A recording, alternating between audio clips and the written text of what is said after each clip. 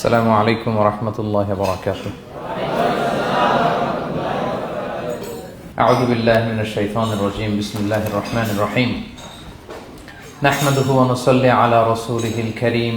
أما بعد فأعوذ بالله من الشيطان الرجيم. بسم الله الرحمن الرحيم. ياسين والقرآن الحكيم إنك لمن المرسلين على صراط مستقيم. صدق الله العظيم.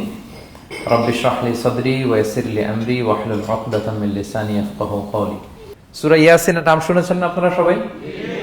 মুখস্থ আছে না অনেকের?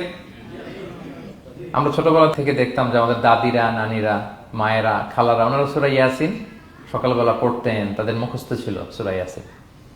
তো সূরা ইয়াসিন দুইটা পারায় একসাথে করে অবস্থিত, 22 এবং 23 পারা। এটা মাক্কি সূরা, ধারাক্রম অনুসারে এটা কোরআনের 36 নম্বর সূরা। এই সূরাটির আয়াত সংখ্যা মোট 83। এই সূরার অনেক ফজিলত আছে, কিন্তু ফজিলতগুলো বেশিরভাগ দুর্বল সনদের। একটা শুধু হাসান পর্যায়ের হাদিস পাওয়া যায়, বাকি সব দুর্বল। তো দুর্বল হলেও সমস্যা নাই, ফজিলতের ক্ষেত্রে দুর্বল হাদিস গ্রহণ করা যায়। কি কি আছে? এক হাদিসে সুনানে তিরমিজির বর্ণনায় রাসূল সাল্লাল্লাহু আলাইহি ওয়াসাল্লাম বলেছেন, ইন্না লিকুল্লি শাইআন কলবান ওয়া কলবুল কুরআনি ইয়াসিন। সব জিনিসের হৃদয় আছে, আর কোরআনের হৃদয়ের নাম হচ্ছে সূরা ইয়াসিন। যে ব্যক্তি একবার সূরা ইয়াসিন পড়ে, সে 10 বার পুরো কোরআন পড়ার সওয়াব পেয়ে যাবে। এটা একটা ফাজিলাত। আচ্ছা, আরেক ফাজিলাতে আছে, রাসূল সাল্লাল্লাহু আলাইহি ওয়াসাল্লাম বলেছেন, ইকরাউ সূরাতা ইয়াসিন আলা মাউতাকুম। তোমাদের মুমূর্ষদের সামনে বসে সূরা ইয়াসিন পড়ো। মৃত্যু পথযাত্রী এখনই মারা যাবে, অসুস্থ হয়ে পড়ে আছে, তাদের যাতে কষ্ট কম হয়, লাঘব হয়, রাসূল সাল্লাল্লাহু আলাইহি ওয়াসাল্লাম বলেছেন সূরা ইয়াসিন তার সামনে বসে পড়ো। কেন? এটা আমি সামনে বলবো। এগুলো দাঈফ সনদের। হাসান পর্যায়ের একটা মাওকুফ হাদিস আছে, ইবনে আব্বাস রাদিয়াল্লাহু তাআলা আনহু বলতেন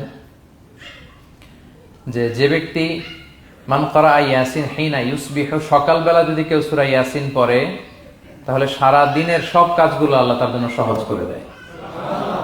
আবার রাতে যদি কেউ সূরা ইয়াসিন পড়ে, সারা রাতের সব কাজ তার জন্য আল্লাহ তাআলা সহজ করে দেয়।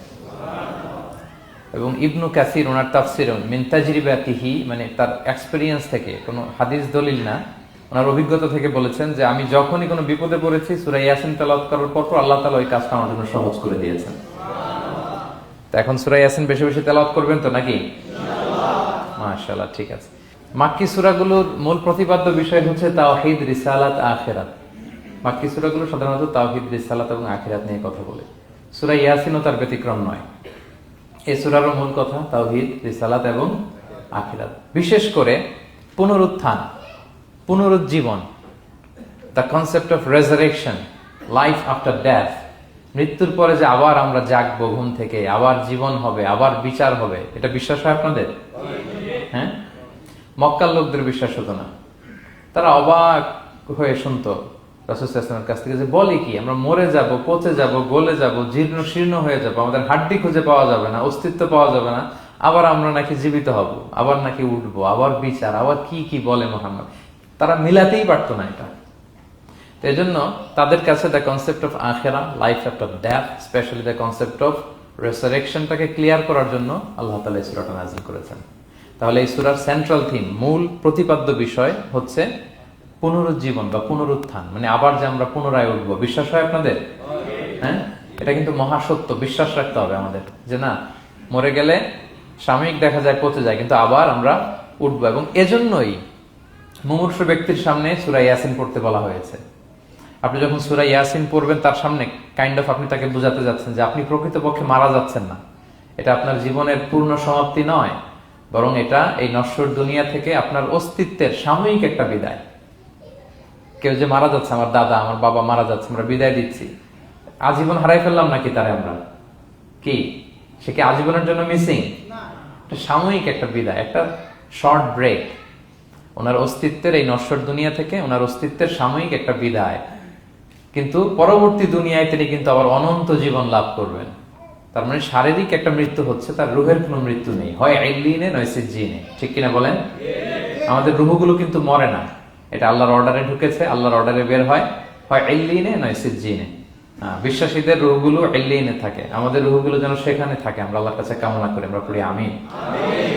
এজন্যই মৃত ব্যক্তিদেরকে আশাব্যঞ্জক করার জন্য এই সূরার মধ্যে যে কথাগুলো বোঝানো হচ্ছে যে আবার আপনি উঠবেন, আবার জীবিত হবেন, আবার আমরা মিলিত হব, বিচারের মুখোমুখি হব, আবার আমরা জান্নাতে একত্রিত হব, আমাদের গেট টুগেদার হবে, আমাদের রিট্রিট হবে, মানে মৃত্যুর মধ্যে আমরা আনন্দ খুঁজে বেড়াই নাকি? হ্যাঁ, মৃত্যু নিয়ে অনেকের কথা ভয়, কিন্তু আমরা তো মৃত্যুই একমাত্র ওয়ে যার মধ্য দিয়ে আমরা আমাদের রবের সাথে সাক্ষাতের গেট ওয়ে। এটা আল্লাহর সাথে সাক্ষাতের প্রথম ধাপ হচ্ছে আপনাকে দুনিয়া ছাড়তে হবে, এছাড়া কি আল্লাহর সাক্ষাৎ পাওয়া যাবে? যাবে না। এজন্য মৃত ব্যক্তির সামনে আল্লাহর হাবিব সাল্লাল্লাহু আলাইহি ওয়াসাল্লাম রাহমাতুল লিল আলামিন মুহাম্মদ রাসূলুল্লাহ সাল্লাল্লাহু আলাইহি ওয়াসাল্লাম তিনি সূরা ইয়াসিন তেলাওয়াত করতে বলেছেন। তাহলে সেন্ট্রাল থিম ক্লিয়ার সবার কাছে না? এবার আসেন কিছু প্রাইম লেসন, কোর লেসন সূরা ইয়াসিন থেকে। আমি সম্ভবত গত বছর আমার ভেরিফাইড ফেসবুক পেজ থেকে আমি 4টা লাইভ সিরিজ করেছি 4 ঘন্টার সূরা ইয়াসিনের উপর। আপনারা শুনবেন এগুলো, খুবই ওয়েল ডকুমেন্টেড ম্যানারে একাডেমিক ওয়েতে আলোচনা করেছি। যাদের সময় আছে শুনবেন এই লাইভগুলো। তো আমি এখন শুধু সার নির্যাসটা প্রাইম লেসন বা কোর লেসন গুলো নিয়ে আসি। 1 নম্বর লেসন হচ্ছে আল্লাহ তাআলা বলেছেন যে কোরআনের আয়াতগুলো একটার সাথে আরেকটা well connected, completely well knit, এটা well protected. One doesn't differ the other or contradict the other. কোনো আয়াত আরেক আয়াতের বিপরীতে যায় না, একটা আরেকটা সম্পূরক, পরিপূরক, ওয়েল নেট, ওয়েল কানেক্টেড। এটাই প্রমাণ করে যে এটা কার কাছ থেকে নাজিল হয়েছে?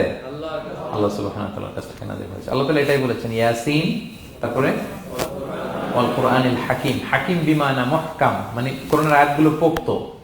এটা হচ্ছে completely well net, perfectly connected, একটা আরেকটার সাথে কানেক্টেড। এক আয়াত ইফাসসিরু বা'দুহু বা'দান, এক আয়াত আরেক আয়াতকে ব্যাখ্যা করে। অনেক কথা কোরআনের এক জায়গায় সংক্ষেপে বলা হয়েছে, আরেক জায়গায় বিস্তারিত, এক জায়গায় ছোট করে আরেক জায়গায় বড় করে। কোন আয়াত আরেক আয়াতের সাথে কন্ট্রাডিক্ট করে না। আল্লাহ তাআলা বলছেন আফালা ইয়াতাদাব্বারুনাল কুরআন ওয়ালাউ কানা মিন ইনদি গায়রিল্লাহি লাওয়াজাদু ফীহি ইখতিলাফান কাসীরা। তারা কি কোরআন নিয়ে গবেষণা করবে না? এই কোরআন যদি আল্লাহ ছাড়া অন্য কারো কাছ থেকে নাজিল হতো তাহলে তারা কোরআনের মধ্যে অনেক বিরোধ দেখতে পেত, পরস্পর বিরোধ, অনেক বিরোধ দেখতে পেত। কিন্তু কোরআনের ভেতরে এই পুরো 30 পারায় কোথাও কি এক আয়াতের সাথে আরেক আয়াতের কন্ট্রাডিকশন আছে? কোনো বিরোধ আছে বলেন? না, এটা ওয়েল নেট, ওয়েল কানেক্টেড। অন্য আয়াতে আল্লাহ বলছেন লা ইয়াতিহিল বাতিলু মিন বাইনি ইয়াদাইহি ওয়ালা মিন খালফি। সামনে থেকে পেছন থেকে কোরআনে কোনো বাতিল অনুপ্রবেশ করতে পারে না, কারণ তানজিলুম মিন হাকিমিন হামিদ, এটা প্রজ্ঞাময়, প্রশংসিত আল্লাহর পক্ষ থেকে এটা প্রোটেক্টেড একটা কিতাব নাজিল হয়েছে। ফলে এটা কিয়ামত পর্যন্ত প্রোটেক্টেড থাকবে। এক আয়াত আরেক আয়াতের ব্যাখ্যা করে দেয়, এটা হচ্ছে একটা ব্যাখ্যা। আবার আল কুরআনিল হাকিম মানে হচ্ছে বিজ্ঞানময় কোরআন। কোরআনের মধ্যে অনেক বিজ্ঞানের কথাও আছে। শুধু বিজ্ঞান, বিজ্ঞান নিয়ে কি আছে প্রায় 1.5 ঘন্টার লেকচার আছে আমার। Scientific indications of the holy Quran, cosmic symbols, natural phenomena, cosmology, embryology, morphology, blah blah blah, অনেক কিছু। কিভাবে এই পানি উপরে যায়, ওয়াটার সাইকেল, হাইড্রোলজিক্যাল সাইকেল, বৃষ্টি হয়, সূর্য কিভাবে ডুবে ওঠে, চাঁদ, তারপর মহাবিস্ফোরণ, বিগ ব্যাং থেকে শুরু করে মায়ের পেটে বাচ্চার ভ্রূণ কিভাবে ডেভেলপ করে, যত কসমিক সিম্বল আছে কোরআনে, এটা নিয়ে আমার 1.5 ঘন্টার একটা কোরআনের সায়েন্টিফিক ইন্ডিকেশনাল লেকচার আছে। তো সেদিকে আমি যাব না।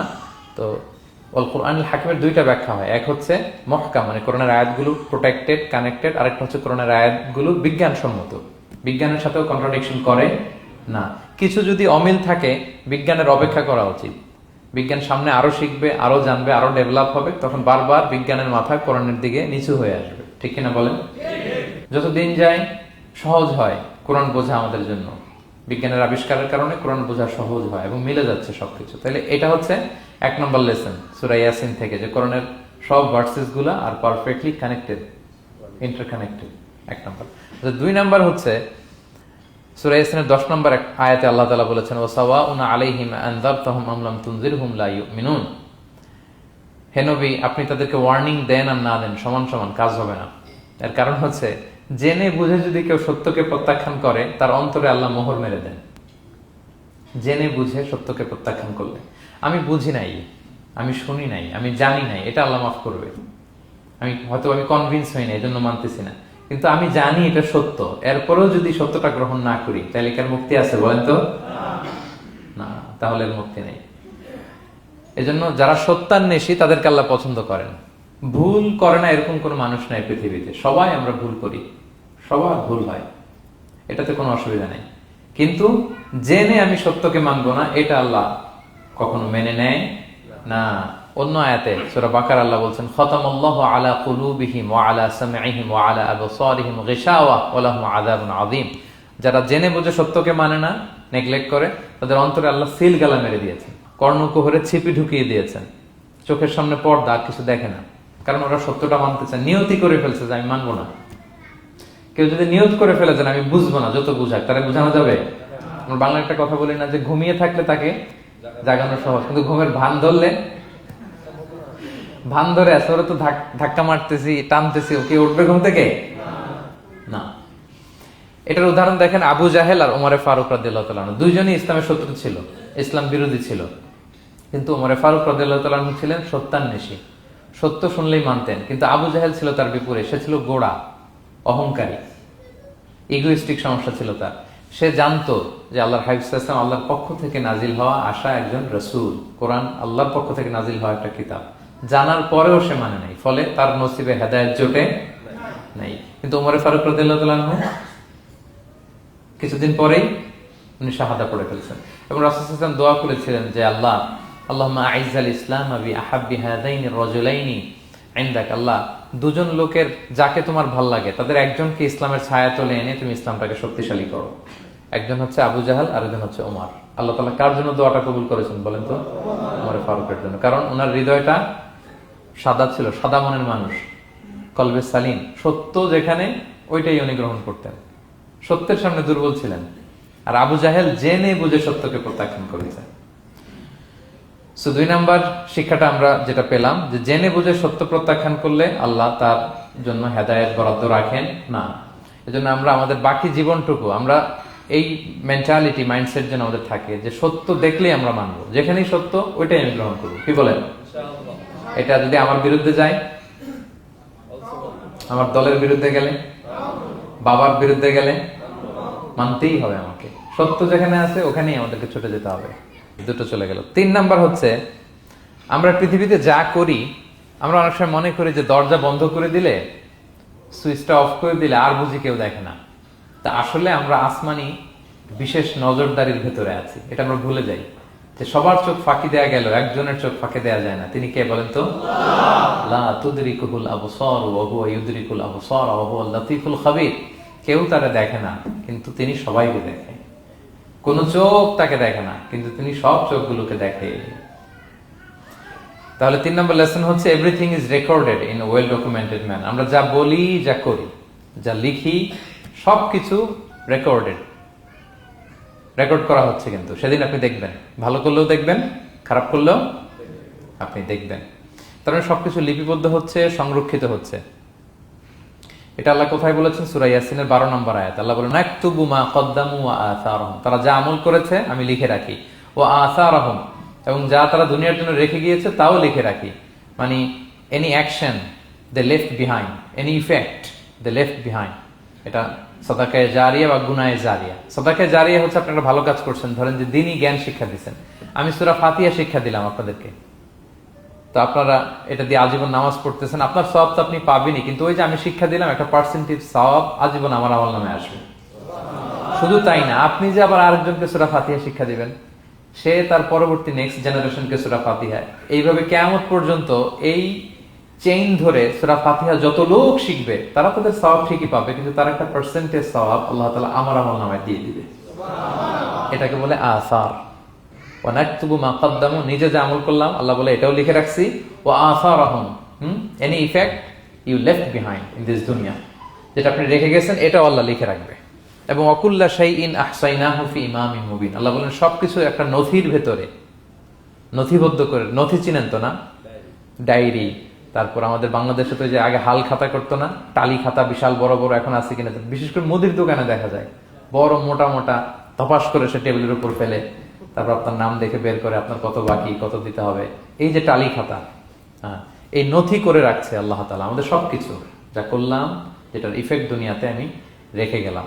এবং অন্য আয়াতে আল্লাহ তাআলা বলছেন, মা ইয়ালফিযু মিন কাওলিন ইল্লা লাদাইহি রাকীবুন আতীদ, আমি মুখ দিয়ে যা উচ্চারণ করি সব আল্লাহ তাআলা একজন পর্যবেক্ষক ফেরেশতার মাধ্যমে তুলে রাখেন, সব আপনি দেখতে পাবেন। শুধু তাই না, এখানে একটা স্পেশাল লকেট রেখেছেন আল্লাহ। আল্লাহ বলেন, ওয়াকুল্লা ইনসানিন আলজামনাহু তায়রাহু ফি উনুকিহি ওয়া নুখরিজু লাহু ইয়াওমাল কিয়ামাতি কিতাবান ইয়ালকাহু মানশুরা। প্রত্যেকের গ্রীবালগ্নে আমি একটা স্পেশাল সিম কার্ডের মতো রেখেছি, যা বলো এখানে রেকর্ড হয়ে আছে, কিয়ামতের দিন আমি সব বের করে দিব। তাহলে পালানোর জায়গা আছে? That means we are under surveillance, হ্যাঁ, 24/7 আল্লাহ তাআলা মনিটর করছেন, এবং এই বিশেষ আসমানি নজরদারি থেকে আমরা কেউই মুক্ত না। তাইলে লাইট বন্ধ করে দিলেন, দরজা আটকায় দিলেন, কেউ দেখে না, না? কেউ যেটা দেখে না সেটা দেখেন কে? আচ্ছা, তিনটা জেনে গেলেন। 4 নম্বরে হচ্ছে পৃথিবীতে সব নবীরা এক মিশন এবং ভিশন নিয়ে এসেছে। সব নবীরা লা ইলাহার দাওয়াত দিয়েছে, তাই না? এক আল্লাহর দাওয়াত দিয়েছে। আচ্ছা, কখন কি এমন হয়েছে কোন নবী এসে বলছে যে আল্লাহ একজন, আবার আরেক নবী এসে বলছে না আল্লাহ 2-3 জন হইতে পারে? হ্যাঁ, বলছে? কোন নবী এসে বলেছে মৃত্যুর পর এক জীবন আছে, হিসেব দিতে হবে, পাই টু পাই হিসেব হবে? আরেকজন বলছে না, এরকম নাও থাকতে পারে। এরকম এক নবী এক কথা, আরেক নবী আরেক কথা হয়েছে? এগুলো নবীদের মধ্যে হয়, কবিদের মধ্যে হয়। এক কবি এক কথা বলে, আরেক কবি, এক দার্শনিক এক কথা বলে, আরেক দার্শনিক আরেক কথা, এক রাজনীতিবিদ এক কথা, আরেক রাজনীতিবিদ আরেক। এদের মধ্যে ধাক্কাধাক্কি হয়, কিন্তু নবীদের মধ্যে কথার মধ্যে এগুলো আছে? কারণ তারা মন গড়া কথা বলে না। ওমা ইয়ানতিকু আনিল হাওয়া ইন হুয়া ইল্লা ওয়াহিয়ু ইউহা। তাদের কথা আসে একটা হেডকোয়ার্টার থেকে। হেডকোয়ার্টারটা কার? আসমানি রেভেলেশনের বেসিসে ওনারা কথা বলেন। মন গড়া কোনো নবী কোনো কথা বলেন না। তাহলে 4 নম্বর শিক্ষা হচ্ছে সব নবীর মিশন ভিশন এক। এজন্য তাদের মধ্যে একটা কোঅপারেশন ছিল। সূরা ইয়াসিনে চমৎকার একটা ঘটনা আছে। একটা জনপদের নাম উল্লেখ করা হয়নি, কিন্তু কোন কোন মুফাসসির বলেছেন এটা তুরস্কের আন্তাকিয়া জনপদে আল্লাহ একটা কাজে, দাওয়াতি কাজে 2 জন নবীকে পাঠালেন। কয়জন? 2 জন। কাজ একটা, কিন্তু কয়জন? 2 জন। এরকম সাধারণত অন্য নবীদের ক্ষেত্রে হয় না, কোরআনে পাওয়া যায় না যে এক কাজে এক জায়গায় 2 নবী, এরকম হয় না। এক্সেপ্ট মুসা আলাইহিস সালাম, ওনার কথা বলার জড়তা ছিল, তো উনি আল্লাহকে বলেছেন আল্লাহ আমাকে যেই তাওরাত দিয়ে পাঠালেন আমি তো কথা ক্লিয়ারলি বলতে পারি না, জড়তা, মামলিং হয় আমার মুখে। তো আমার ভাই আখি হারুন আফসাহু মিন্নি লিসান, ও আবার খুব ফ্লুয়েন্ট ছিল। আমি নেতৃত্ব দিব, কিন্তু হারুন ভোকাল দিবে, আপনি তাকে নবী বানায় দেন।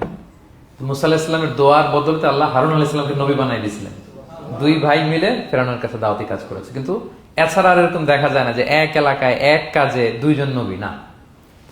এইখানে দেখা গিয়েছে আন্তাকিয়া জনপদে আল্লাহ এক মিশনে কয়জন নবী পাঠিয়েছেন? 2 জন। আচ্ছা, কিছুদিন পরে আরো একজন, তাহলে হইল কয়জন? 3 জন। এক কাজে এক জনপদে এক এলাকায় মোট 3 জন নবী, কিন্তু এদের মধ্যে কোনো মারামারি নেই। আমাদের দায়ীদের অবস্থা দেখেন তো বাংলাদেশে, মাশাআল্লাহ। আমাদের প্রত্যেক দায়ীদের একই মিশন না? একই মিশন, একই ভিশন, একই লক্ষ্য, একই ডেস্টিনেশন, কিন্তু কত বিভেদ, কত বিরোধ দেখেন। আল্লাহ তাআলা সূরা ইয়াসিনের 14 নম্বর আয়াতে বলছেন ইদ আরসালনা ইলাইহিম মুসনাইন, প্রথম 2 জন নবী পাঠালাম একটা মিশনে, ফাআজ্জাজনা বিসালিস, এবং 3য় জন দিয়ে আরো এদেরকে মজবুত করলাম। ফাকালু ইন্না ইলাইকুম মুরসালুন, তারা যে 3 জন একই কথা বলল যে আমরা রাসূল হয়ে এসেছি। তাহলে দেখেন নবীদের মধ্যে পারস্পরিক শ্রদ্ধাবোধ ছিল। বড় নবী, ছোট নবী, প্রধান বক্তা, দ্বিতীয় বক্তা, তৃতীয়, এগুলো ছিল না। এই 3 নবীর মধ্যে প্রধান নবী, দ্বিতীয় নবী, তৃতীয় নবী আছে নাকি? না। 3 জন একই মিশনে, একই ভিশনে, কোঅপারেশনে তারা এগিয়ে গিয়েছে। তো দেখেন আমরা যারা কোরআনের দায়ী, আমরা তো নবীদের কাজটাই করি, ফলে আমাদের মধ্যে এই কোঅপারেশন থাকতে হবে, এই রেসপেক্ট থাকতে হবে। আমি ব্যক্তিগতভাবে খুবই লজ্জিত যে আমাদের এই দাওয়া অঙ্গনটাকে আমরা কলুষিত করে ফেলেছি। আমরা অন্য আলেমকে, অন্য দায়ীকে তুচ্ছ করা, তাচ্ছিল্য করা, ছোট করা, হেয় করা, তাকে বাতিল করা, নাকচ করা, এরকম আমরা করে থাকি। আমি একাই ইসলামের মুখপাত্র, আমি যা বলবো এটাই, এটা ঠিকাদারি আমার কাছে, এরকম একটা মেন্টালিটি আছে না? এটা নবীদের মাইন্ডসেট এরকম ছিল না। ওনারা কোঅপারেশনে, কোলাবোরেশনে কাজ করতেন, পার্টনারশিপে, একে অপরের প্রতি রেসপেক্ট ছিল। কোন নবী আরেক নবীর বিসৎকার করে নাই, কিন্তু আমরা এক দায়ী আরেক দায়ীকে কাফের বলতেও তো আমরা দ্বিধাবোধ করি না, কি বলেন? আল্লাহ তাআলা আমাদের বোঝার তৌফিক দান করুন। 5 নাম্বার, নবীদের কাজ হচ্ছে আল বালাগুল মুবিন, ক্লিয়ার কমিউনিকেশন, শুধু পৌঁছে দেয়া, বাণীবাহকের কাজ করা। আল্লাহ তাআলা বলছেন ওমা আলাইনা ইল্লাল বালাগুল মুবিন। ওই 3 জন নবী যখন বুঝালেন, তারা এলাকাবাসী মানে না, রিজেক্ট করলো, কিন্তু তারা বললো যে আমাদের কাজ হচ্ছে পৌঁছে দেওয়া, মানবা কি মানবো না এটা তোমাদের কাজ। আমাদের কাজ কি? আল বালাগুল মুবিন, কোরআনিক টার্মিনোলজি, মানে হচ্ছে ক্লিয়ার কমিউনিকেশন, আমাদের কাজ পৌঁছে দেওয়া, এর বেশি কিছু না। আমরা অনেক সময় একটু জবরদস্তি করতে চাই, জোরাজুরি করতে চাই, এই নামাজ পড়ো না কেন, তাকে জোরাজুরি করা, দাঁড়িয়ে রাখানো, জোরাজুরিতে বেশি কাজ হয় না। আপনি পাওয়ারফুল মেসেজ দিবেন, ইনফ্লুয়েন্স করবেন, এতেই আল্লাহ হেদায়েত দিবে। কারণ হেদায়েতটা নিয়ন্ত্রণ করেন একমাত্র কে? আল্লাহ। আর কারো হাত নাই, এমনকি নবীরও না। কোন নবীও চাইলে কাউকে হেদায়েত দিতে পারে না। আল্লাহর হাবিব সাল্লাল্লাহু আলাইহি ওয়াসাল্লাম মক্কায় মক্কাবাসীদের পেছনে ঘুরতে ঘুরতে পেরেশান। উনি তো রহমতের নবী, উনি ভাবতেছিলেন হায়রে একটু যদি আমার কথা মানতো তাইলেই তো জাহান্নাম থেকে বেঁচে যায়। আর একটু দাওয়াত দেই, সকালে দেই, দুপুরে দেই, বিকেলে দেই, রাতে দেই। তাদের পিছনে ঘুরতে ঘুরতে রাসূল সাল্লাল্লাহু আলাইহি ওয়াসাল্লাম পেরেশান হয়ে যেতেন। আল্লাহ তাআলা সূরা কাহফে আয়াত নাযিল করলেন, ফালা আল্লাকা বাকিউন নাফসাকা আলা আসারিহিম ইল্লাম ইউমিনু বিহাদাল হাদীসি আসাফা। নবী, ওরা যদি শুনতে না চায়, আপনি তো ওদের পিছনে ঘুরতে ঘুরতে পাগল হয়ে যাচ্ছেন বোধহয়, না রেখে দেন, মানলে মানুক, না মানলে নাই। হেদায়েত দেওয়ার মালিক হচ্ছে আমি। ফাযাক্কির ইন্নামা আনতা মুযাক্কির, আপনি শুধু স্মরণ করিয়ে দেন, উপদেশ দেন। লাস্তা আলাইহিম বিমুসাইতির, আপনি বল প্রয়োগ করতে আসেন, আপনাকে দারোগা বানাই পাঠাইনি আমি, আপনি শুধু পৌঁছে দিবেন। এমনকি রাসূল সাল্লাল্লাহু আলাইহি ওয়াসাল্লাম ওনার চাচা আবু তালেবের হেদায়েতের জন্য অনেক ট্রাই করেছেন, কিন্তু হেদায়েত নসিব হয়েছে বলেন? কারণ ইন্নাকা লা তাহদি মান আহবাবতা ওয়ালাকিন্নাল্লাহ ইয়াহদি মান ইয়াশা। নবী, আপনি যাকে চান তাকে হেদায়েত দিতে পারবেন না। তাহলে আমাদের যারা দাঈ, আমাদের কাজ কি? পৌঁছে দেওয়া। বলেন তো, কাজ কি? নাকি বল প্রয়োগ করা, জোরাজোরি করা? মাশাআল্লাহ। 7 নাম্বার লেসন হচ্ছে, এই পৃথিবীর সবকিছু আইন মানে কার? বলেন তো? আল্লাহ। ইচ্ছায় অনিচ্ছায় সবকিছু আল্লাহর আইন মানে, আমরা ছাড়া শুধু। আকাশ, জমিন, বাতাস, বৃষ্টি, মেঘমালা, পাহাড়, সাগর, নদী, সূর্য, চন্দ্র, সব আইন মানে কার? আল্লাহর আইন মানে। সে কথা আল্লাহ বলছেন, ওয়াশ-শামসু তাজরি লিমুস্তাকাররিল লাহা, আমি সূর্যের জন্য একটা গতিপথ দিয়েছি, কক্ষপথ, অক্ষপথ, সে ওইদিকেই ঘুরে, ওরা ঘুরতে বলছে ও ঘুরে, এর কোনো ব্যত্যয় নাই। যালিকা তাকদীরুল আজিজিল আলিম, এটা আমি আল্লাহ ফিক্স করে দিয়েছি। ওয়াল কামারা কাদ্দারনাহু মানাজিলা হাত্তা আদা কাল উরজুনিল কাদিম, আর চাঁদকে আমি 30টা মঞ্জিল দিয়েছি। দেখবেন চাঁদ কিন্তু এক জায়গায় উদিত হয় না, 30 দিনে 30 জায়গায়, পুরো মাস ব্যাপী এদিক থেকে ওদিকে শুধু ঘুরে। এটা আল্লাহ ফিক্স করে দিয়েছে, এটা ওর বিধান। আমাদের জন্য কোরআন বিধান হিসেবে দিয়েছে, আমরা মানি না, কিন্তু প্রত্যেক প্রাণীর জন্য, সৃষ্টির জন্য যে বিধান আল্লাহ ফিক্স করেছেন ওরা ওইটাই মানে, একটু একচুল পরিমাণ ডান ব্যয় করে না। সুবহানাল্লাহ, সুবহানাল্লাহ। সো জগতের সবকিছু আল্লাহর দেয়া বিধান মেনে চলে, কারণ গোটা জগৎটাই তো তার। গোটা জগৎটা কার বলেন? ফলে আইনও চলবে তার। আমরা যেন আল্লাহর সবগুলো আইন মেনে চলি। 8 নাম্বার হচ্ছে, এই যে আমরা জান্নাতের কথা শুনি, কিয়ামতের কথা শুনি, আখিরাতের কথা শুনি, একদিন আমরা এটা চাক্ষুষ দেখতে পাবো, তখন আমাদের এই বিশ্বাসটা আরো প্রগাঢ় হবে। মৃত্যুর পরে যে আমাদের লম্বা ঘুম, এই আমাদের নিদ্রা ভঙ্গ যেদিন হবে, সেদিন আমরা সব দেখতে পাবো, চাক্ষুষ কিয়ামতের সবকিছু। সেটা আল্লাহ তাআলা বলছেন, নুফিখা ফিস সূরি ফাইদাহুম মিনাল আজদাসি ইলা রাব্বিহিম ইয়ানসিলুন, ইসরাফিলের সিংহার ফুৎকারে সেদিন সব মানুষ জেগে উঠবে। আপনারা ইসরাফিল আলাইহিস সালামের নাম শুনেছেন? কে উনি? একজন ফেরেশতা। উনি বড় একটা সিংহায় ফুৎকার দিবেন। সৃষ্টির পর থেকে আল্লাহ ওনাকে একটা কাজের জন্য অ্যাসাইন করেছেন, শুধু ফু দিবে 3টা। কয়টা? আর কোনো কাজ আছে? দ্যাটস ইট, দ্যাটস ইট, শুধু 3টা ফু দিবে 3 বারে। ঠিক যে মুহূর্তে আপনারা এখন কথা শুনছেন, এই মুহূর্তে উনি ওই ট্রাম্পিট সিংহা নিয়ে আরশের দিকে তাকায় আছে, কখন আল্লাহর আদেশ আসে 1 সেকেন্ডের জন্য দেরি না, চোখের পলক যাতে দেরি না হয়ে যায়, তাকিয়ে আছেন উনি। ফুৎকার দিবে তো কবর থেকে মানুষগুলো উঠবে। মিনহা খালাকনাকুম ওয়া ফিহা নুঈদুকুম ওয়া মিনহা নুখরিজুকুম তারাতান উখরা, এই কথাই আল্লাহ এই সূরাতে বলেছেন। তো মানুষ যখন উঠবে, কারো ঘুম হবে 50 বছর, কারো 500 বছর, কারো 5000 বছর, কারো 5 লক্ষ বছর। পৃথিবীতে প্রথম নিহত হয়েছে কে জানেন? হাবিল, আদম আলাইহিস সালামের ছেলে হাবিল পৃথিবীর প্রথম মারা গেছে। সে, তার ঘুমটা কত লম্বা বলেন তো? সে কত হাজার বছর, লক্ষ বছর বেচারা ঘুমাচ্ছে, হ্যাঁ, তার কবরে। তো এই সব সিংহার ফুৎকারে সব কবর থেকে উঠবে। ক্বালু ইয়া ওয়াইলানা মান বাআসানা মিন মারকাদিনা হাযা, কি রে, কে ভাঙালো এই লম্বা ঘুমটা?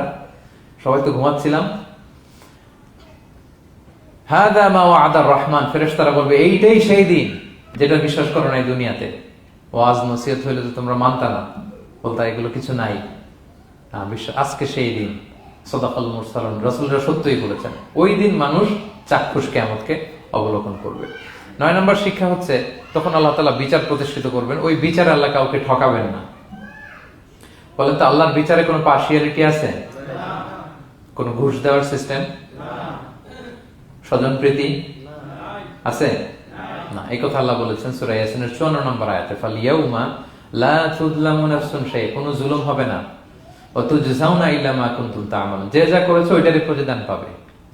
এমন না যে আপনি করছিলেন খুব ভালো কিন্তু আপনি পান নাই, এটা হবে না।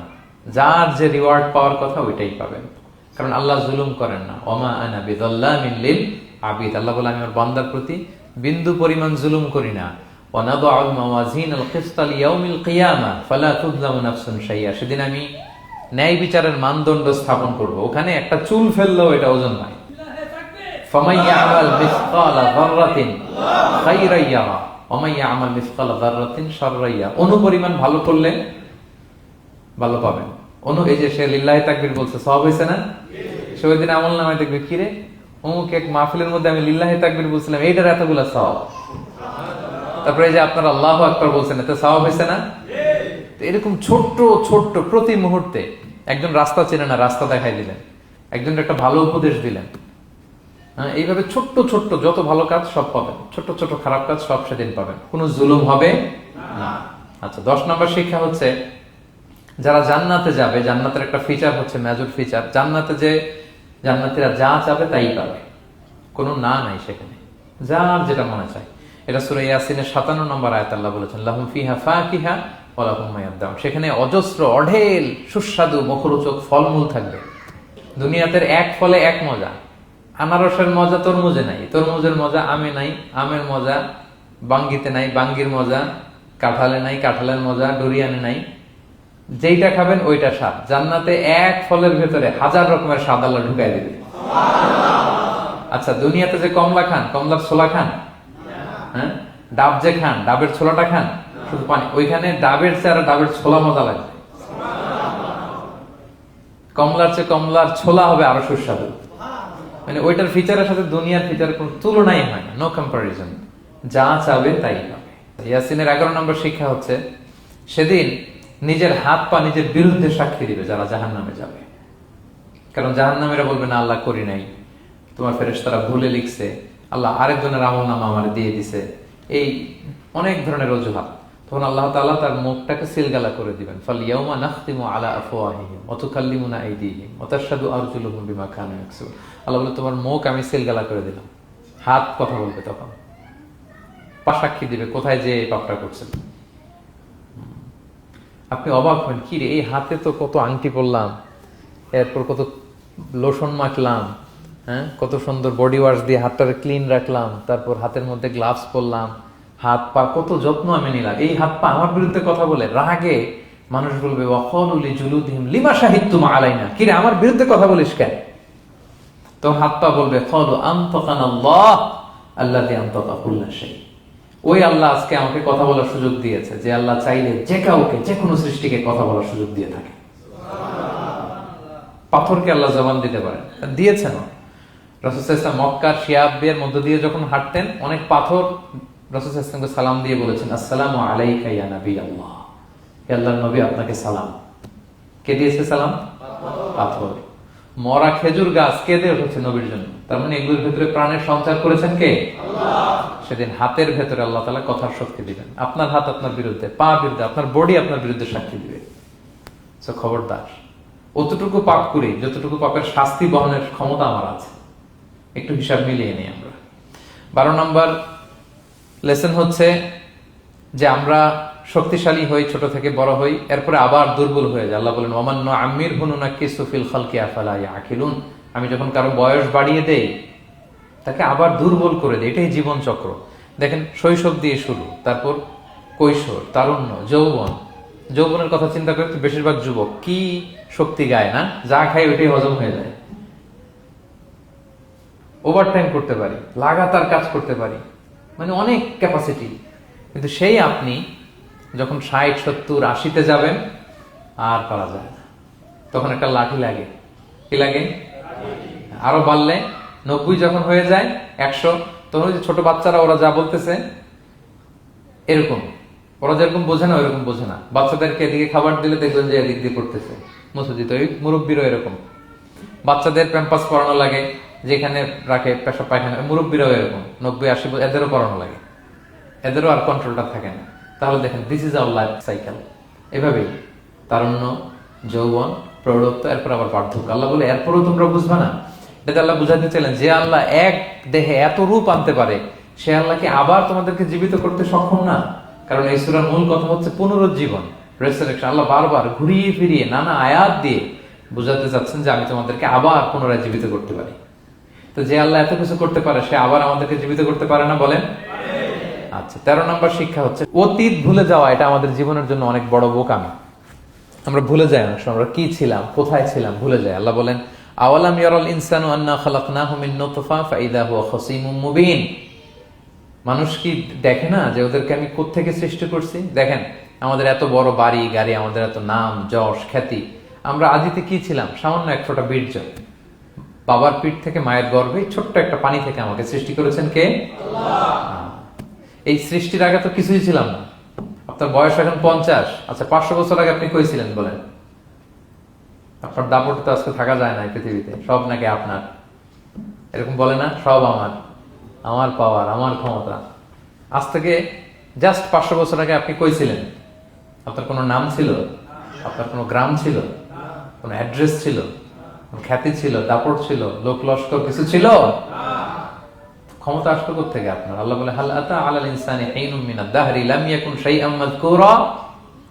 মানুষকে দেখে না যে একটা সময়ও কিছুই ছিল না? কিছুই তো ছিল না। তুমি অস্তিত্বহীনতা থেকে তোমার অস্তিত্ব আল্লাহ দিলেন দয়া করে। ছোট্ট ছোট্ট করে মায়ের পেটে এতটুকু থেকে আপনি ওই বিজ্ঞান প্রযুক্তি জাদুঘরে গিয়েছিলাম আমি আগারগাঁওতে। ওখানে মায়ের পেটে যেগুলো বাচ্চাগুলো ডেভেলপ করে নাই, তারা রেখে দিয়েছে পানির মধ্যে 1 সপ্তাহ 2 সপ্তাহ 1 মাস 2 মাস 3 মাস এরকম বাচ্চাগুলো ছোট ওই ব্যাঙ্গাচির মতো ছিলাম আমরা।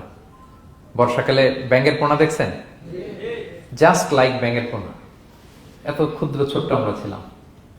আল্লাহ বলে, তুমি দেখো না তোমার পিছনটা কি ছিল? অতীত। এজন্য অতীত ভুলে যাওয়া যাবে না। 14 নম্বর শিক্ষা হচ্ছে পুনরুত্থান, যেটা আসল শিক্ষা সূরা ইয়াসিনের, মানে মৃত্যু পরবর্তী জীবন। এটা মহাসত্য, এটা হবেই। হ্যাঁ, লম্বা আয়াত, আমি শুধু মূল কথাটা বলি। আস ইবনে ওয়াইল মক্কায় রাসূল সাল্লাল্লাহু আলাইহি ওয়াসাল্লামের কাছে একটা মরা লাশের হাড্ডি, কঙ্কাল থেকে হাড্ডি এনে, এটা 100 বছর আগের হাড্ডি, এরকম হাত দিয়ে গুঁড়া করে এটা পাউডার হয়ে গেছে। রাসূল সাল্লাল্লাহু আলাইহি ওয়াসাল্লামের কাছে এসে ভেবে একটা ফু মারলো, ফু দেওয়ার সাথে সাথে এটা বাতাসে মিলে গেছে। তো বলতেছে, মোহাম্মদ, এই যে কঙ্কালের এই পাউডারটা, তুমি বলতেছো এইটারে আল্লাহ জীবিত করবে, এটারে রিকনস্ট্রাক্ট করবে? কি বলো তুমি? What you talking about? এটাও সম্ভব?